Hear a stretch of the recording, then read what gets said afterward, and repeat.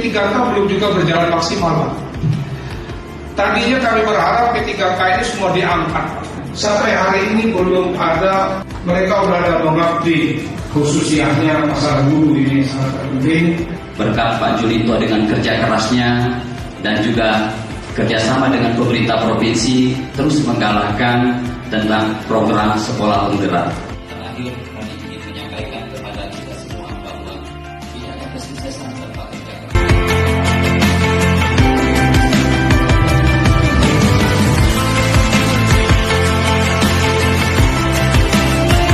Ya, Pak Rano dari PDIP mau berdiri, Pak Rano.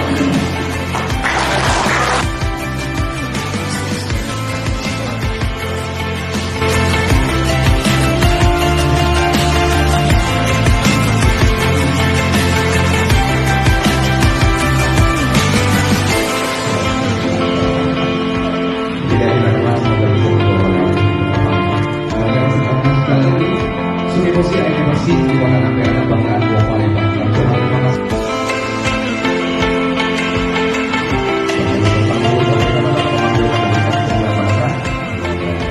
Ya memang isu kita hari ini kan sebetulnya tentang sekolah penggerak, guru penggerak, kurikulum dan lain-lain.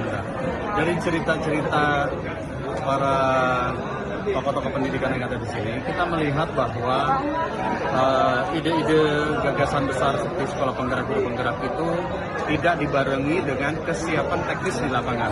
Artinya belum tentu semua daerah memiliki kemampuan untuk mengejar yang disebut era digitalisasi, ya, baik itu dari sisi sarana prasarana, TIK-nya, infrastruktur, internet, dan lain-lain. Nah, oleh karena itu, menurut hemat kami, pemerintah tidak boleh hanya berbicara program atau project base, tapi harus berbicara bagaimana menyiapkan platform. Platform itu tadi sarana prasarana, listrik, internet, guru yang memadai, dan sebagainya. Jadi itu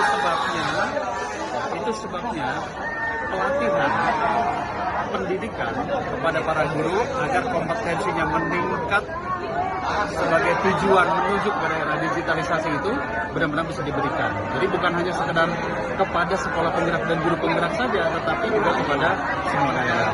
Itu bisa dilakukan nanti melalui DAK, melalui DAU, asal tadi tepat sasaran.